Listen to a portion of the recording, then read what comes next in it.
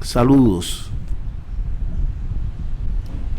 Les habla su profesor Carlos Sosa Mejía de la asignatura Fundamento de Historia Social Dominicana, asignatura que a partir de hoy empezaremos a desarrollar. Es nuestra historia, es del lugar que todo dominicano tenga conocimientos de nuestro devenir histórico. Trataré por todos los medios a mi alcance de lograr el que ustedes puedan llegar a dominar nuestra historia.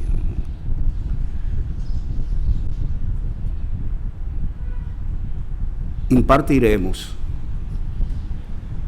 3 exámenes parciales, cada uno de ellos con un valor de 25 puntos y 25 puntos de prácticas que serán colocadas para ser entregadas en una fecha determinada. Si a esa fecha usted no ha realizado su práctica y se pasó de tiempo, el sistema lo rechazará.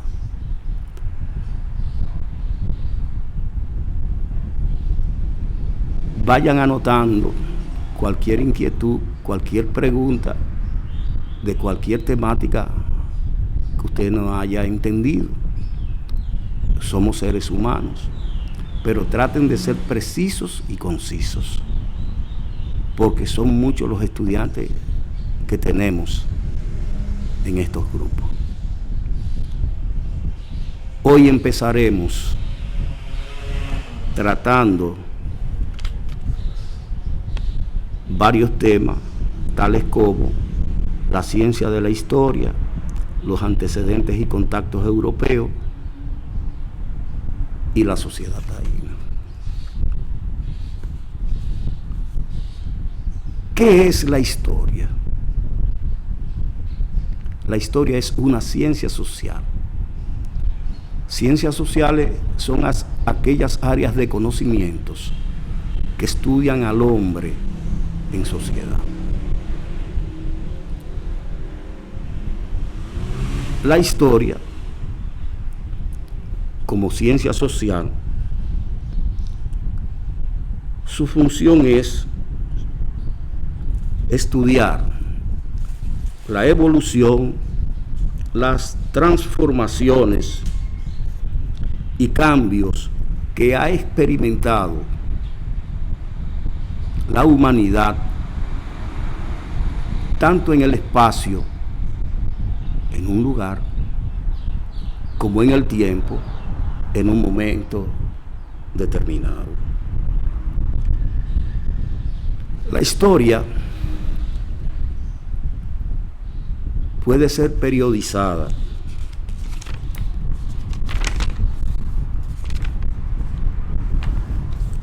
como, por ejemplo, se puede dividir en prehistoria,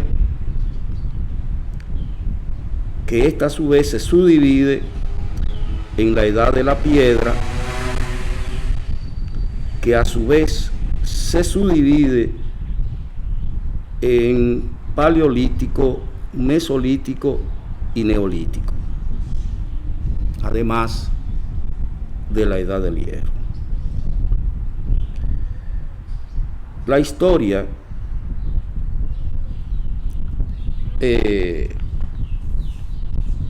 puede ser también, periodizando, antigua, desde aparición del hombre hace de 2000 a 4000 años antes de nuestra era, hasta la caída del Imperio Romano en el siglo V. La historia medieval, que va desde la caída de Roma en el siglo V hasta la caída de Constantinopla en 1453. Luego la historia moderna, que va de 1453, la toma de Constantinopla, hasta el descubrimiento de América. y luego la historia contemporánea, que va desde la Revolución Francesa hasta la Revolución Rusa de 1917. Esas son las periodizaciones que tiene la historia. La historia es una ciencia social vital y sumamente importante para el desarrollo de las sociedades, porque nos permite, al tener dominio de lo pasado, poder ajustar mejor el presente e intentar visualizar hacia el mañana, hacia el futuro. Esa es la historia. Ahora bien, en el año de 1492 se produjo, vamos a colocarle comillas, el descubrimiento de América. La llegada de los europeos a nuestro continente. Hubo la necesidad de la ejecución de todo un conjunto de procesos para que este hecho importante en la historia universal, en la historia de la humanidad, pudiera ser posible. Carlos Marx, padre del marxismo, distinguió el que la historia era la sucesión de lo que él denominó modos de producción. Modos de producción son periodos en la historia de la humanidad en la cual los hombres nucleados entre sí, constituyendo estructuras sociales, producen lo que necesitan para subsistir. Y en ese proceso de producción, elaborando el hombre instrumentos de trabajo o de producción, los hombres entran en relaciones de tipo económicas, políticas, sociales, ideológicas, etcétera, etcétera. Marx distinguió los siguientes modos de producción. Primero, el comunismo primitivo. Este modo de producción, este periodo del comunismo primitivo, surge a partir de la aparición del hombre sobre la faz de la tierra. Este modo de producción duró millones de años, donde no hubo propiedad privada, donde no hubo clases sociales, donde no hubo explotación del hombre por el hombre. El hombre primitivo paulatinamente fue creando nuevas condiciones con tal de lograr mejores condiciones de subsistencia. Y fueron avanzando en los niveles económicos, políticos y sociales. Ese modo de producción dura hasta el momento en que se producen cambios en las sociedades, donde va a aparecer la propiedad privada, donde van a aparecer las clases sociales y donde va a surgir la esclavitud. De ahí que surge un nuevo modo de producción, que es el modo de producción esclavista, que duró miles de años y que es propio de los grandes imperios de la antigüedad, egipcio, fenicio, etcétera, etcétera, etcétera, hasta llegar a la etapa de los grandes imperios,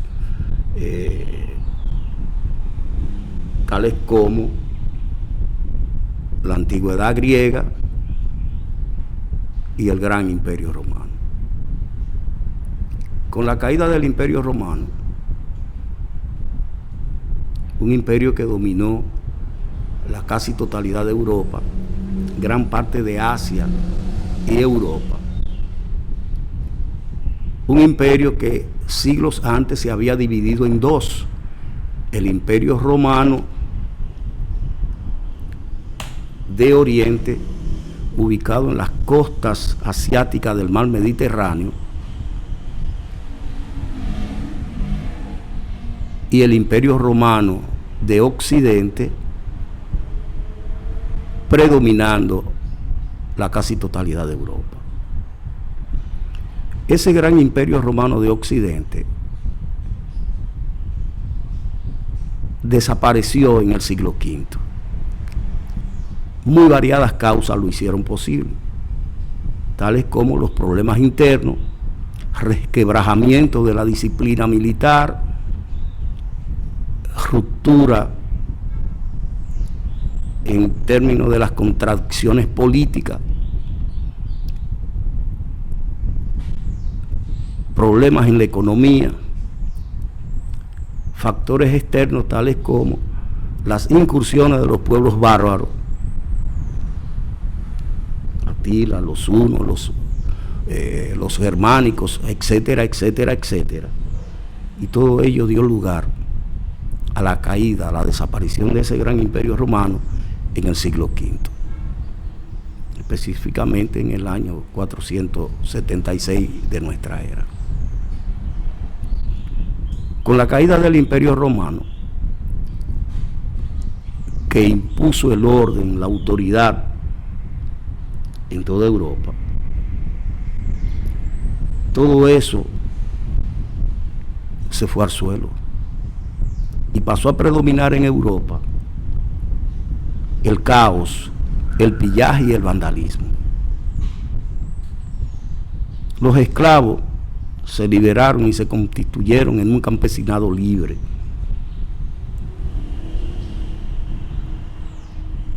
El vandalismo dio lugar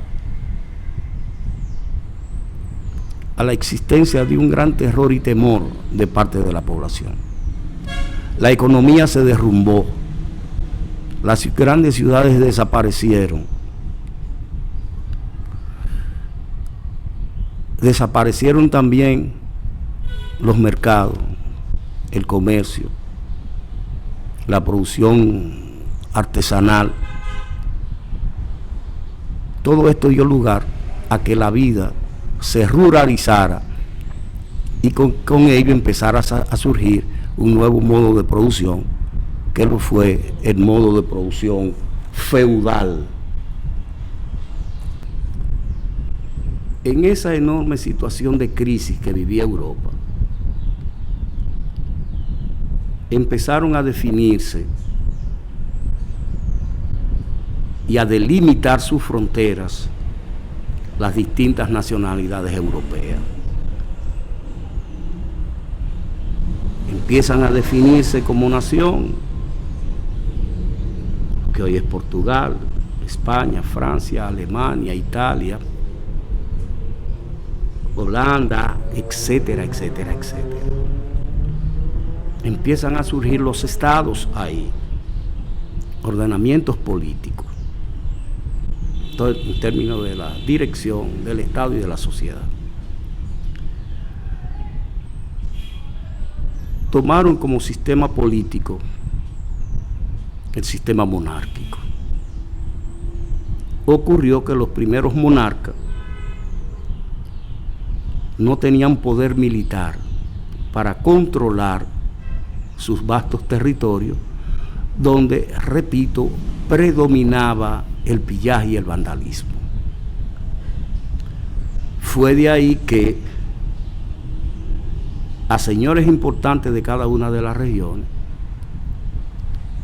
el rey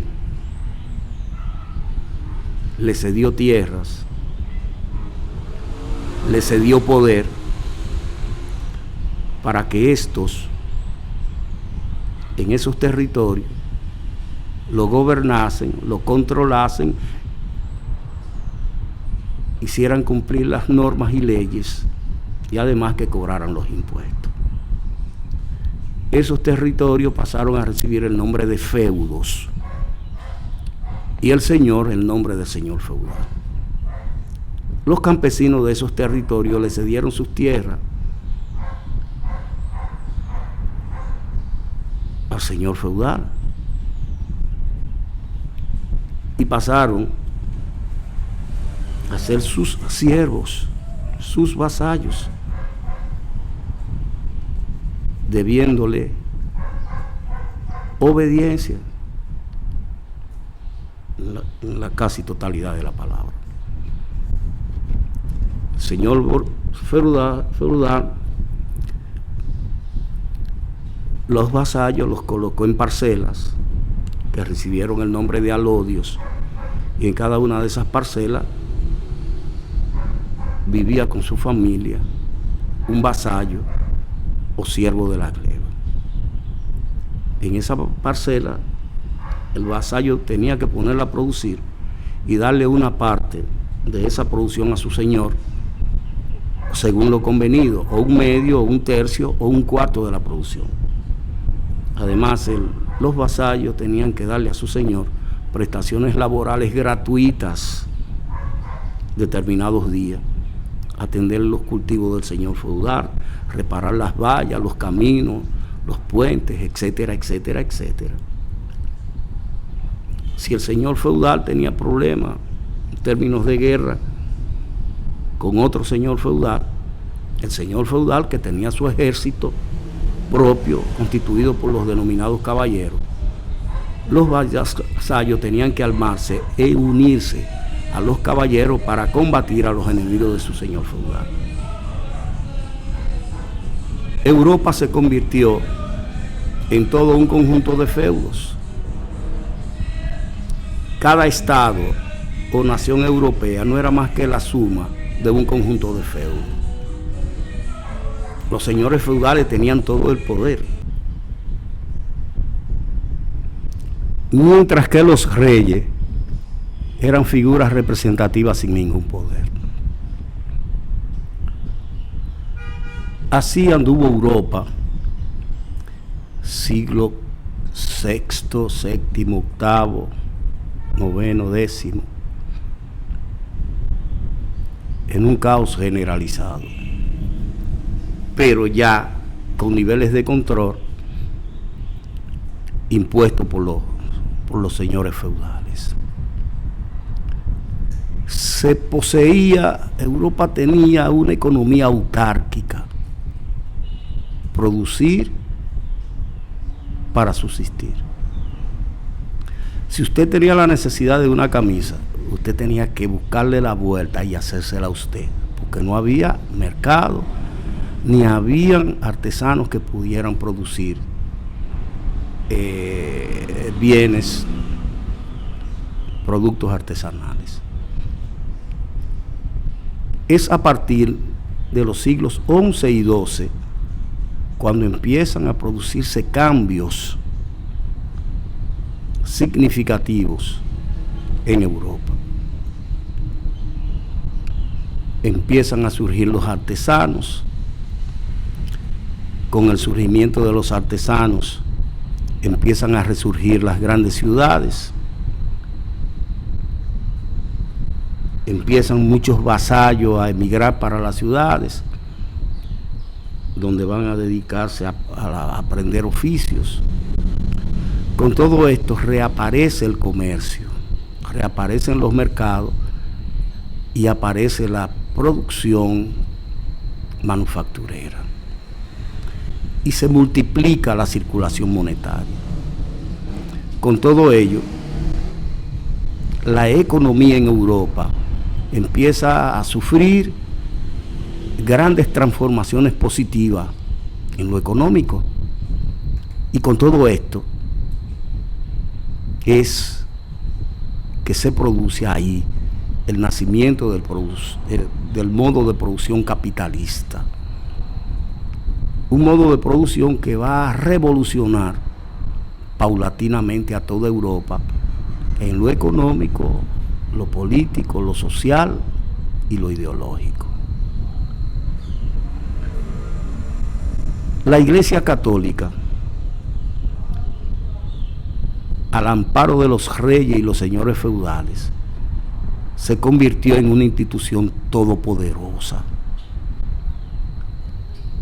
obedecida ciegamente por toda la sociedad. Porque la Iglesia impuso a sangre y fuego el cristianismo, el catolicismo. Una gran aliada de la nobleza que pasaron a constituir los reyes y sus familiares, los señores feudales y sus familiares, la nobleza, la clase social dominante en el modo de producción feudal. Una nobleza que se creó condiciones de vida por encima del resto de la sociedad.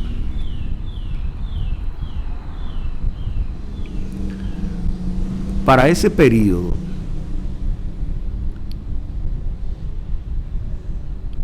los europeos empiezan a definir lo que sería su expansión hacia otras latitudes. Los europeos, para disfrutar de las riquezas existentes en Asia, en Oriente, y además de propagar el cristianismo, ejecutaron las cruzadas, guerras religiosas depredatorias en gran parte. Con las cruzadas, los europeos empezaron a crear relaciones comerciales con sociedades asiáticas y con el Lejano Oriente. De esa forma se estableció lo que se conoció como el comercio europeo oriental. Los europeos lograron dominar parte de Asia, en las costas del Mediterráneo, en lo que era el gran imperio romano de Oriente. Con el dominio de esos territorios, los europeos lograron establecer lo que se conoció como el comercio europeo oriental. Esto es lo siguiente: agrupamiento de comerciantes árabes que conocían a fondo al desierto del Sahara. Esos comerciantes cruzaban el Sahara en grandes caravanas de camello y recorrían la India, China, Japón, Ceilán, Madagascar, adquiriendo mercancías producidas en esas áreas, tales como la seda, las especias, tapices, joyas, perfumes, drogas, etcétera, etcétera, etcétera. Los europeos hicieron contacto con esos comerciantes árabes, pasando a adquirirle dichos productos orientales que prontamente fueron transportados a Europa para su consumo. Estos productos orientales eran desconocidos en toda Europa y pasaron a tener esos productos una enorme demanda, especialmente las especias para condimentar la carne, y con ello mejoró la economía alimentaria de los europeos, principalmente durante el invierno. Ese comercio duró varios siglos hasta que en el año de 1453 los turcos, que se habían unificado y constituido en imperio,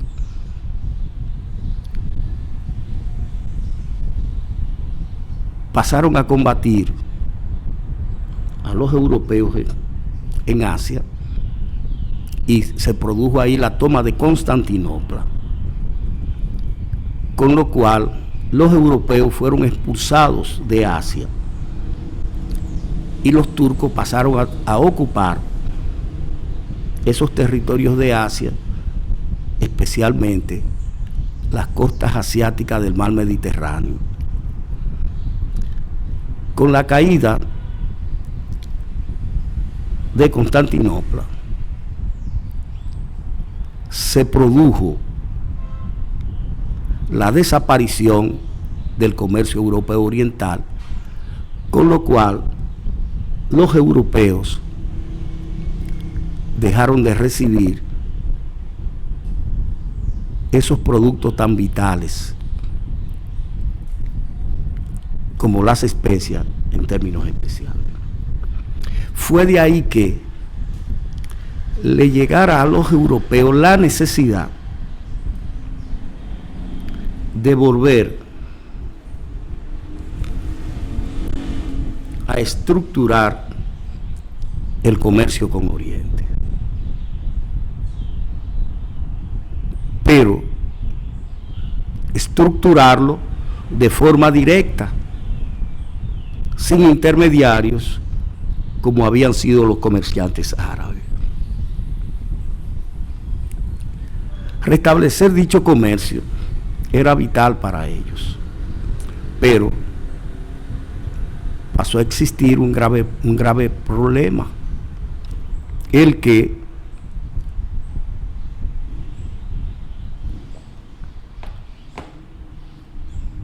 la única vía que se conocía para llegar a Oriente era cruzando el Mediterráneo,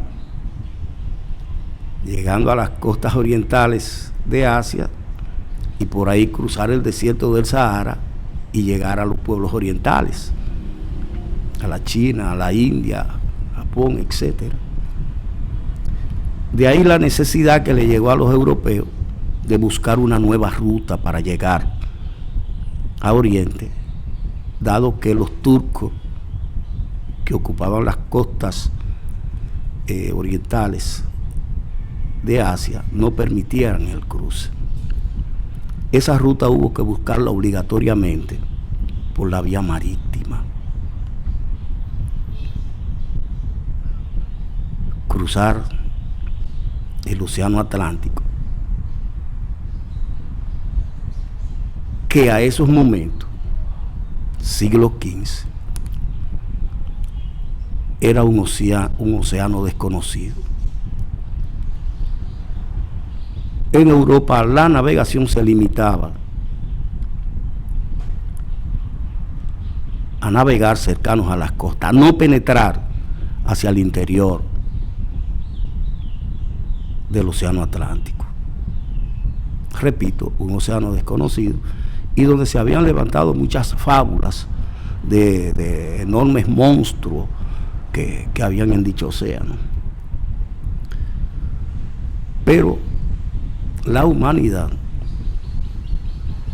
el hombre, siempre le ha buscado una respuesta, una solución a sus problemas. Dos grandes naciones europeas pasaron a buscar dicha ruta hacia el oriente: Portugal y España. Dos naciones que tenían ciertos niveles de desarrollo en lo económico, lo político, lo social e ideológico, y empezaron a dedicar esfuerzo humano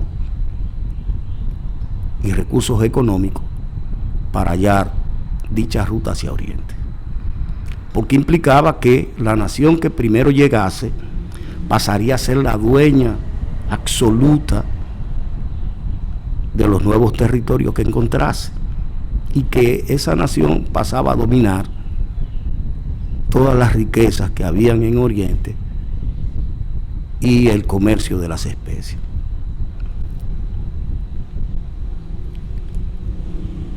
De ahí que los portugueses, que lograron en ese siglo XV,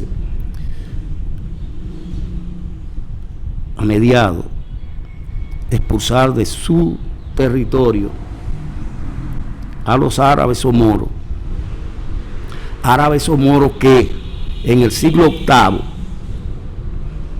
procedente de Asia, penetraron en España y penetraron en Portugal, utilizando la vía armada, y pasaron a ocupar vastos territorios. En España, reitero, eso ocurrió en el siglo VIII. En España los pobladores españoles apenas pudieron detener a los árabes o moros después que estos le habían ocupado una franja enorme de territorio. Pero los españoles no se quedaron de brazos cruzados y empezaron a hacerle a los moros lo que se conoció como la Guerra de la Reconquista. La guerra del pueblo español para reconquistar los territorios que los árabes o moros le habían ocupado.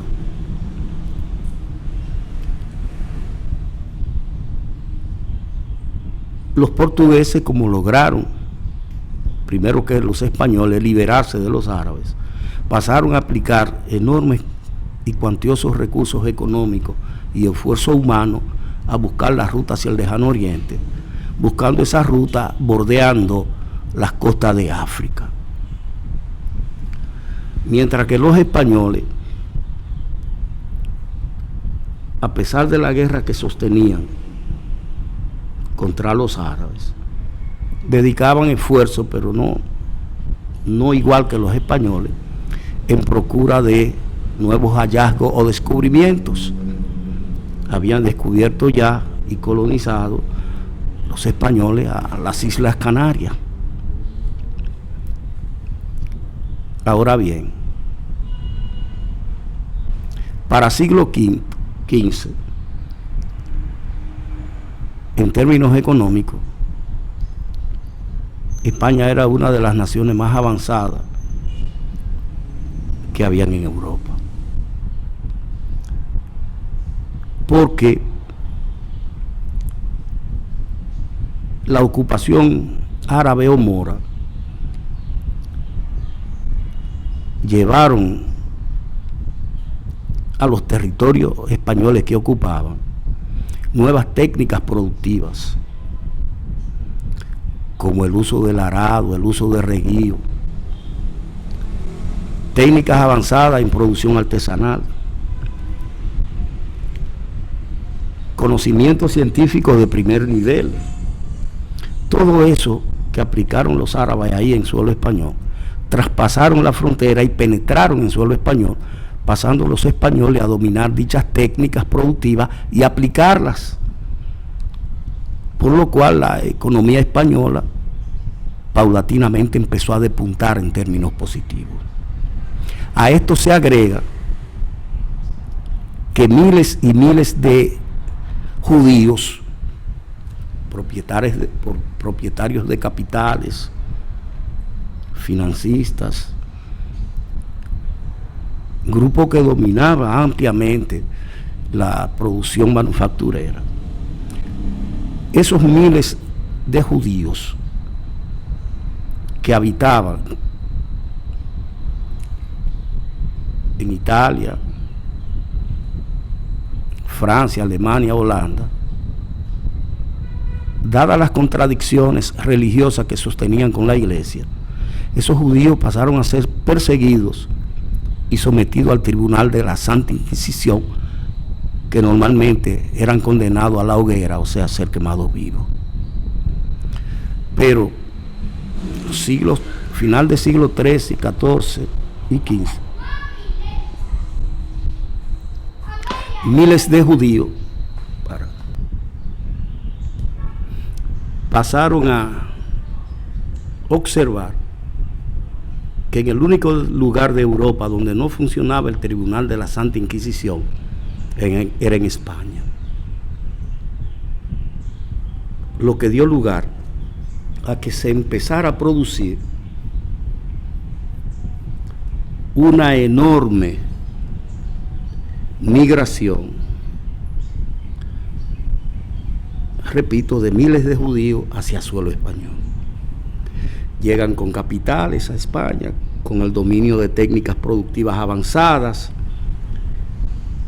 y se van a asentar en las áreas urbanas, en las grandes ciudades de España, donde inmediatamente se van a integrar a la economía, y llevaron paulatinamente a España a un nivel cada vez mayor de desarrollo capitalista, a lo interno del predominante modo de producción que había en España. Los judíos se convirtieron en el sector más poderoso de la burguesía en España. La burguesía es la clase social que engendra y que mueve el desarrollo del capitalismo. Con esa influencia de los árabes o moros y de los judíos, para finales del siglo XV, España poseía una de las economías más positivas de Europa y del planeta.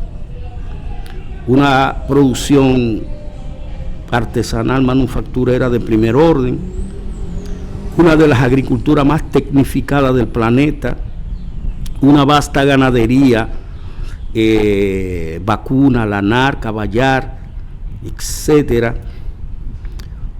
un enorme comercio interno y externo. En fin, en términos económicos, España progresaba paulatinamente. Pero gran parte de los ingresos que le ingresaban a la corte eran dedicados a la guerra de la Reconquista. Políticamente, España había sido una nación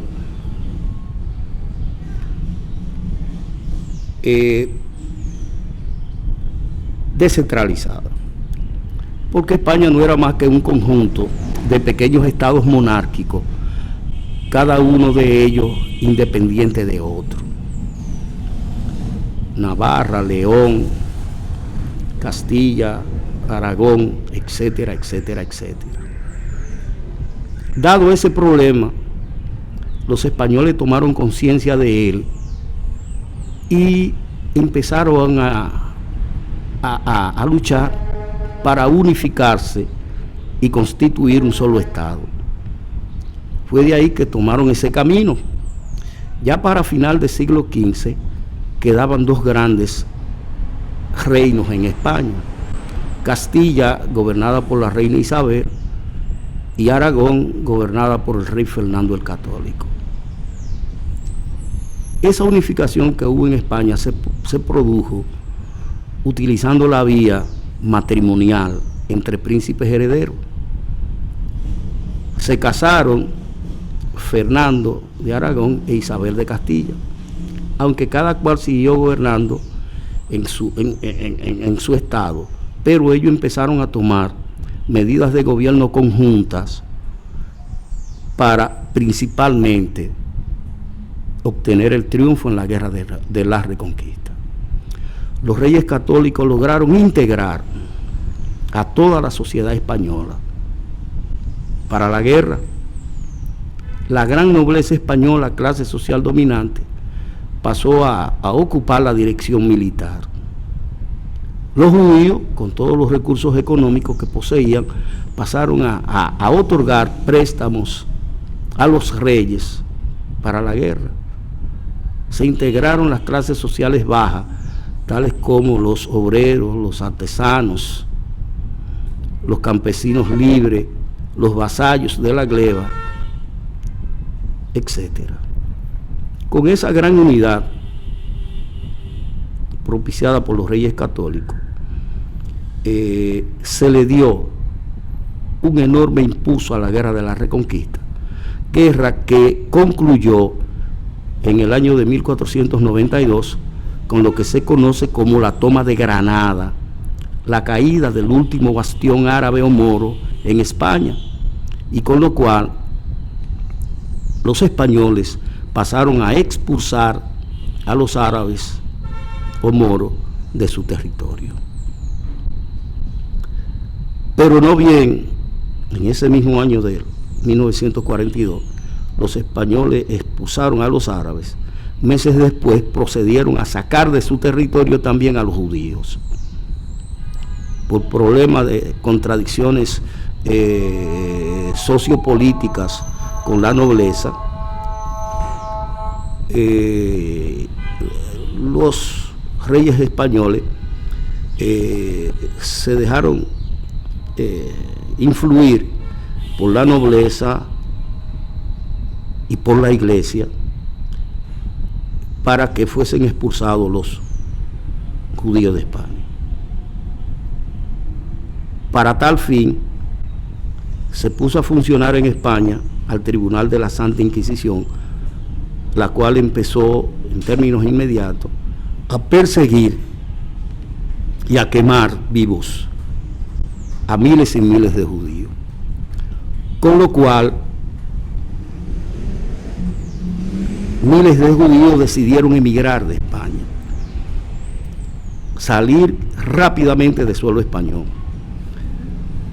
marchando a Francia, Inglaterra y Holanda principalmente, países que se habían liberado del yugo de la Iglesia mediante la aplicación de la gran reforma protestante que iniciaron Martín Lutero, Zwinglio y otros más. Con la salida de los judíos de España, la economía española empezó a dar un vuelco, porque fueron sacados de España el sector más poderoso de la burguesía, el que tenía bajo sus hombros el gran impulso al desarrollo capitalista. O sea que la economía, con la salida de los judíos de España, pasó a dar un vuelco enormemente negativo. Se paralizó el desarrollo capitalista y se inició todo un proceso de decadencia en términos económicos. Por el contrario, con la llegada de judíos, Francia, Inglaterra y Holanda, su economía empezó a dar un vuelco positivo. El desarrollo capitalista empezó a tomar un auge hasta esos momentos desconocidos en esas naciones, mientras que España, reitero, se vuelca hacia abajo. Y esa era la realidad en España para finales del siglo XV. Ahora bien, explicábamos que la ruptura del comercio europeo oriental dio lugar a la búsqueda de una nueva ruta para llegar al lejano oriente, llegar a las Indias. Decíamos que España entró en esa carrera, pero de forma muy tenue, muy leve, porque sus recursos eran dedicados a la guerra de la Reconquista, como hemos explicado. Mientras que Portugal cada día más agigantaba pasos en la búsqueda de dicha ruta, buscándola, reitero, bordeando las costas de África. Cuando ya vemos cómo habían incluso llegado al Cabo Tormentuoso o de la Buena Esperanza, con Bartolomé Díaz a la cabeza. Los españoles van a tomar un nuevo impulso en la búsqueda de esa ruta. Con la llegada a suelo español, a mediados de la década del 80 de ese siglo XV, de Cristóbal Colón. Cristóbal Colón, italiano, nacido en Génova a mediados de ese siglo XV, marinero de profesión, con un amplio dominio en términos teóricos y prácticos de lo que era la navegación. Colón vio en la navegación el vehículo para él ascender en términos económicos, políticos y sociales. Fue de ahí que se dedicó con ahínco a la navegación. Como su país natal, Italia, que era el país en términos capitalistas más desarrollado, pero que sus recursos los aplicaban fundamentalmente en inversiones bancarias, etc. Colón marchó a Portugal, que era el centro de la navegación en el planeta. Ahí pasó a navegar bajo los servicios del rey Juan II. Luego de varias travesías en el Atlántico, Colón empezó a elaborar su proyecto de navegación para hallar la ruta hacia el lejano oriente. Varios años que pasó ahí en Portugal, que reitero, era el centro de lo mejor de la marinería en España. Colón elabora su proyecto de navegación, utilizando para ello los últimos conocimientos que existían en términos de la navegación oceánica, los conocimientos de Toscanelli, de Claudio Ptolomeo, términos geográficos, y otros. Elabora su proyecto y decide presentar su proyecto ante la corte portuguesa para su financiamiento. Pero la corte portuguesa negaron financiamiento para dicho proyecto, porque el proyecto de Colón era penetrando de forma directa, navegando hacia el oeste, en el océano Atlántico. Colón ya tenía pleno conocimiento de que la Tierra era una esfera, de que la Tierra era redonda. Para los portugueses, reitero, la ruta hacia las Indias estaba bordeando las costas de África, no penetrando a lo interno del océano Atlántico. Por esa razón, reitero, el proyecto colombino fue rechazado. Ese rechazo fue que motivó a que Colón cruzara las fronteras de Portugal y España, llegando a España. En España, Colón recurrió a la corte, a los reyes católicos, para el financiamiento del proyecto. Y obtuvo su primera entrevista con la reina Isabel a mediados de la década del 80 del siglo XV, por ahí por el 1486. Pero el proyecto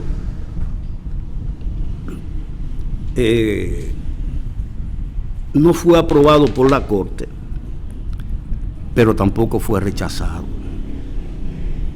Llamó la atención. Pero para esos momentos la corte no disponía de recursos para financiar empresas de ese tipo, lo que dio lugar a que Colón lo colocaran, como decimos hoy, en stand-by. Aguanta. Y Colón ahí empezó a deambular en España, con su pequeño hijo Diego, que tuvo en Portugal. a quien veremos más luego como gobernador en nuestra isla.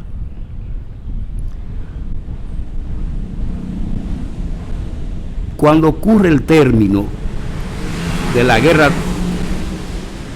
de la Reconquista en España, 1492, cuando Colón se entera de ese final, lleno de esperanza, Colón recurrió de nuevo a la reina Isabel para que se le financiara el proyecto.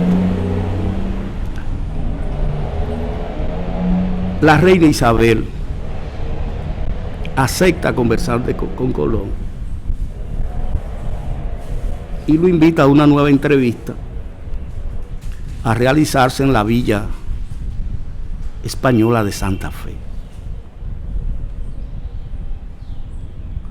Cuando llegó el día de la entrevista, Colón y la reina acompañada de sus principales consejeros, entre ellos Luis de Santangel, Juan de Coloma y Francisco Pinedo. En la entrevista, Colón, que tenía cierto nivel de seguridad de que ya la reina le iba a financiar el proyecto, Colón pasó a exigirle a la reina que se le otorgaran toda una serie de beneficios en caso de él encontrar de llegar al lejano oriente.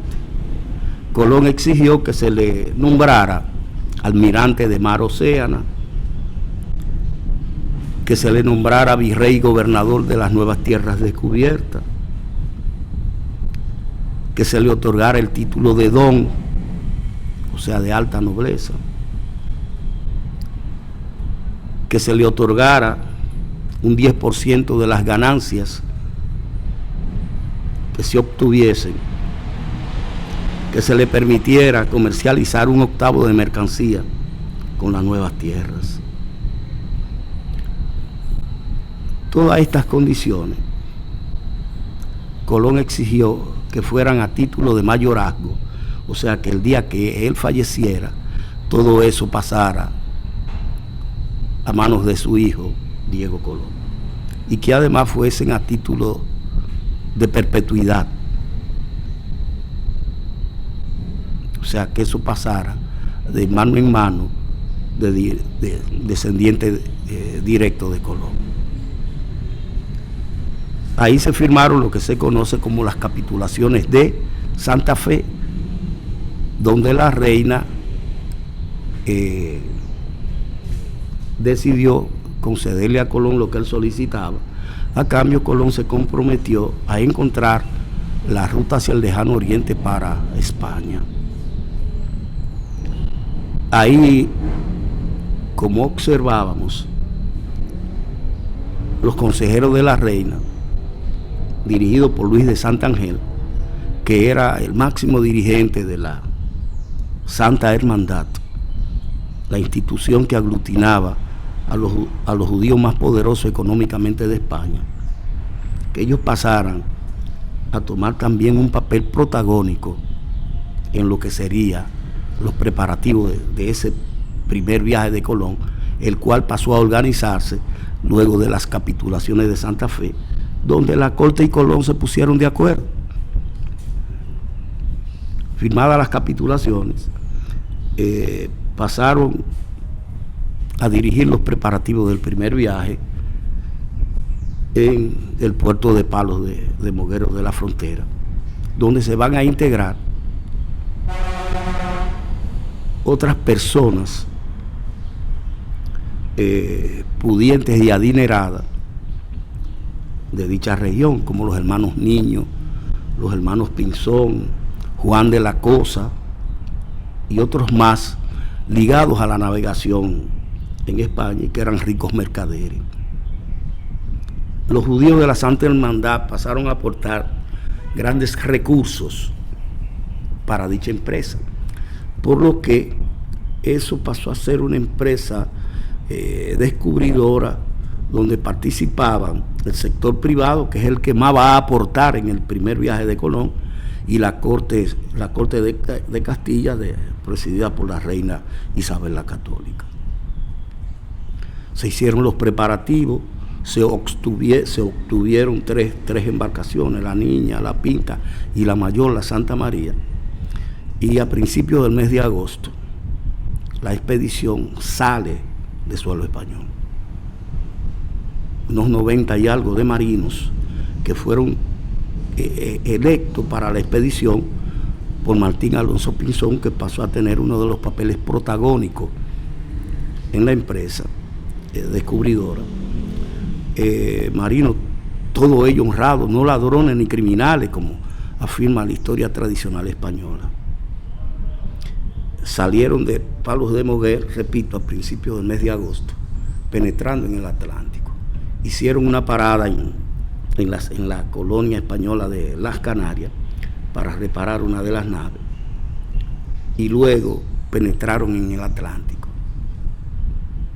navegando en línea recta hasta llegar el día 12 de octubre a las Bahamas o Lucaya, especialmente a la isla de Guanán. De ahí fueron brincando de isla en isla hasta llegar a la isla de Cuba, y en Cuba es donde se entera que donde había oro en abundancia era aquí en la isla de Haití, el nombre que denominaban los indígenas a nuestra isla, lo cual hace que Colón y los suyos naveguen hacia nuestra isla, llegando aquí el día 5 de diciembre de ese año de 1492. Navegando ahí en la costa norte, hoy territorio haitiano, es que choca con unos arrecifes la nave mayor, la Santa María, que naufraga ahí, lo que dio lugar a que ahí hicieran tierra y que Colón se congraciara con el cacique de esa región, el cacicazgo de Marién, con el cacique Guacanagarich, quien pasó a creer que los que habían llegado eran los dioses, y Guacanagarich pasó a colaborar ampliamente con Colón. Como los 36 marinos de la Santa María no tenían cupo en las otras dos naves, ni la Pinta ni la Niña, por ser naves más pequeñas, hubo que dejar a esos tripulantes aquí en la isla. Desarmaron la nave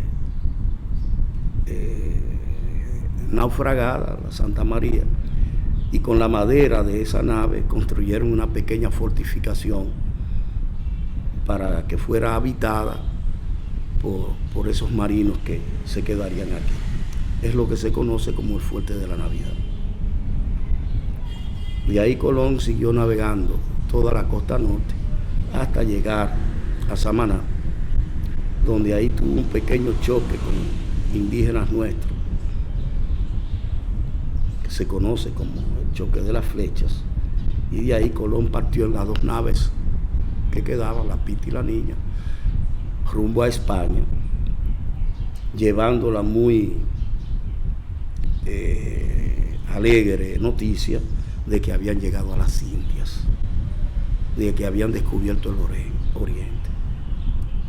Lo que Colón no sabía era que había encontrado un nuevo continente.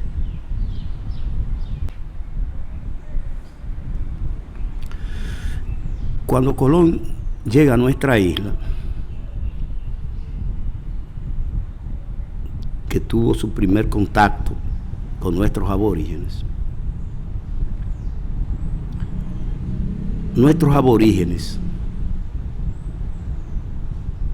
para esos momentos constituían lo que se conoce como la sociedad taína. En nuestra isla se consideran que para esos momentos, 1492, habían en la isla de 250,000 a 350,000 aborígenes. Estos aborígenes nuestros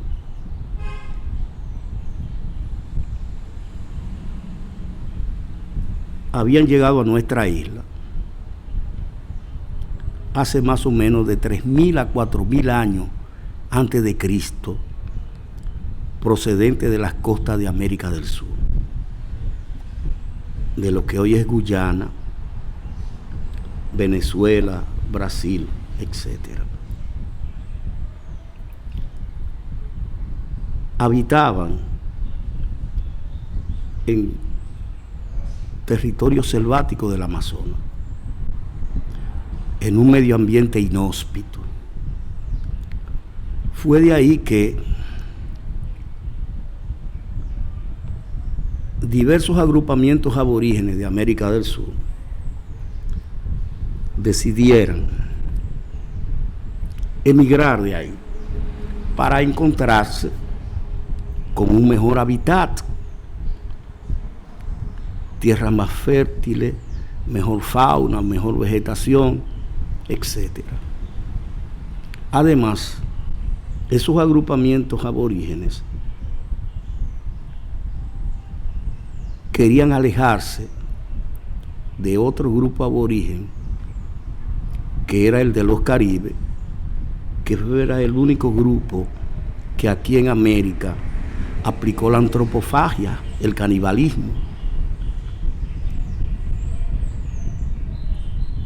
Esos grupos caribes desarrollaron hábitos militaristas y por sorpresa caían en otras aldeas donde capturaban hombres, mujeres y niños, los amarraban bien, se los llevaban a sus territorios y ahí, luego de un proceso, los mataban y se los comían. Por eso muchos agrupamientos querían colocar distancia del grupo de los Caribes.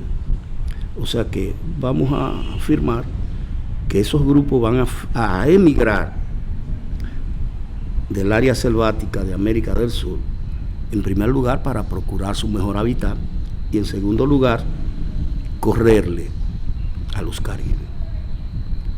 Fue de ahí que para emigrar penetraron en sus canoas en ríos de alta afluencia como lo son el Orinoco y el Amazonas.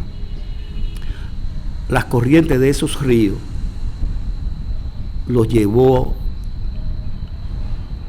al Mar Caribe, donde llegaron a las Antillas Menores, desde donde fueron saltando de isla en isla hasta llegar a poblar las Antillas Mayores y las Bahamas o Lucayas. El poblamiento de las Antillas fue ejecutado como se conoce, mediante oleadas migratorias. Grupos que salían hoy en sus canoas, 200, 300, 500 años después salían otros. O sea que las Antillas fueron pobladas por diversos agrupamientos aborígenes. El primer grupo que llegó fue el grupo de los Guanahatabeyes, un grupo extremadamente primitivo, que andaba desnudo, que habitaba en cuevas y cavernas, que vivía de la caza, la pesca y la recolección, que se reproducía mediante la promiscuidad sexual, etc.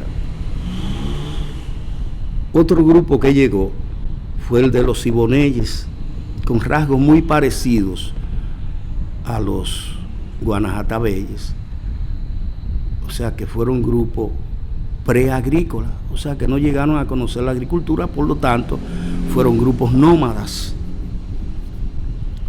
Un tercer grupo fue el de los Siboneyes, el de los arhuacos subtaínos o igneris, como se le conoce.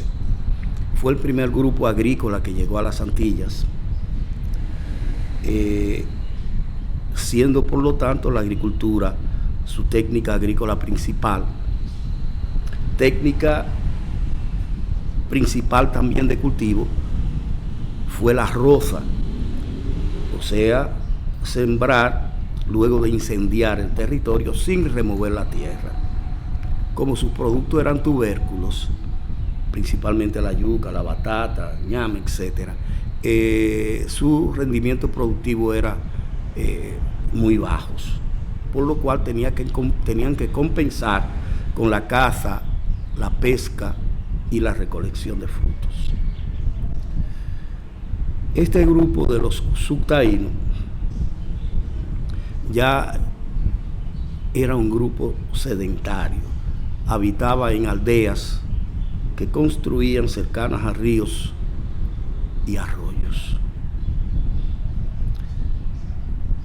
Su religión era animista, naturalista, por lo que sus dioses principales eran fenómenos de la naturaleza. Otro grupo fue el de los arhuacos taínos, que fue el que desarrolló lo que se conoce como la cultura taína. Aquí hubo unidad entre los taínos y los subtaínos y otros grupos, lo cual permitió lograr grandes avances en economía, principalmente en la agricultura. Los taínos económicamente dependían de la agricultura, la caza, la pesca y la recolección. Su modo de producción principal, al igual que los grupos anteriores, lo fue el comunismo primitivo, donde no hubo propiedad privada, donde no hubo,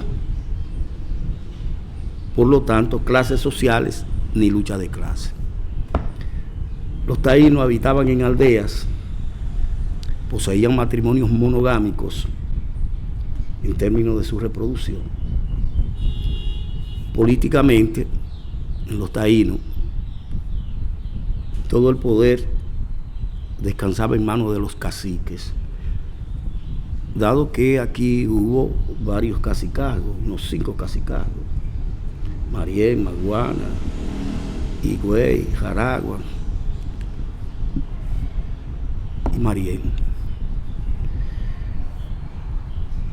En la agricultura, los taínos utilizaron la técnica del montón,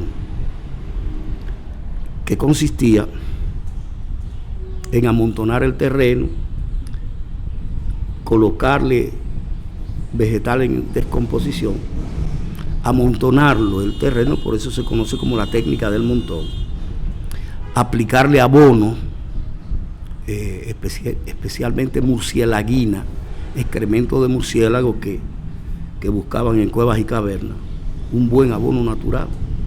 Además, los taínos llegaron a irrigar sus tierras mediante el riego, porque construían sus conucos,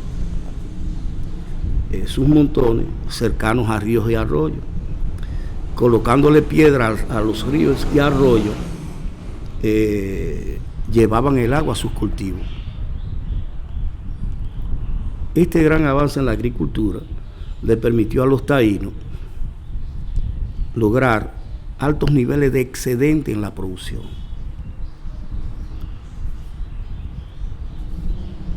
Como no tenían propiedad privada, los taínos trabajaban entre todos y entre todos se repartían la producción.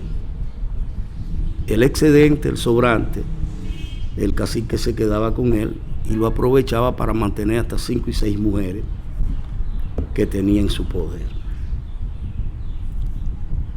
En la caza fueron hábiles, creando técnicas muy avanzadas, al igual que la pesca, donde construían anzuelos, atarrayas, etcétera, chinchorros, porque los taínos eran muy hábiles en cestería, en tejidos, tomaban fibras de cabuya, de yute y otras. Los taínos también pescaban en la orilla de la mar, en ríos, arroyos, charcos, etc. Los taínos también en la pesca usaron las pescas tóxicas, tomando plantas tóxicas que maceraban, que machacaban, extrayendo el zumo el cual luego era vertido en las áreas donde iban a pescar y sencillamente aturdían, vamos a decirle, al pescado, que al tener contacto con el tóxico tendían a subir, a salir de las profundidades hacia la orilla, donde eran prontamente atrapados por nuestros aborígenes. Aparte del cacique, en términos de poder, estaban los nitaínos, que gobernaban en aldeas inferiores, dependiendo del cacique.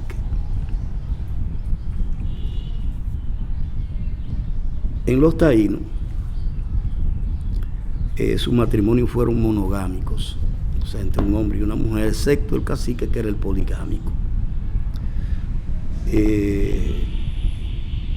La religión de los taínos fue una religión naturalista, o sea, con dioses de la naturaleza, el sol, la luna, el rayo, el trueno.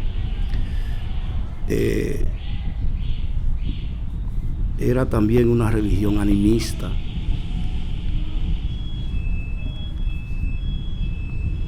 Era también una religión totemista, porque construían toctén, o sea, figurillas, dado que eran muy hábiles en escultura, representando a sus dioses. Los semíes tenían gradaciones de poder. El semí más poderoso estaba en manos del cacique. Los semíes eran construidos en madera, piedra pulimentada, barros, algodón comprimido y otros. Los semíes, en términos de la forma, eran elaborados en forma humana en ocasiones, o sea, forma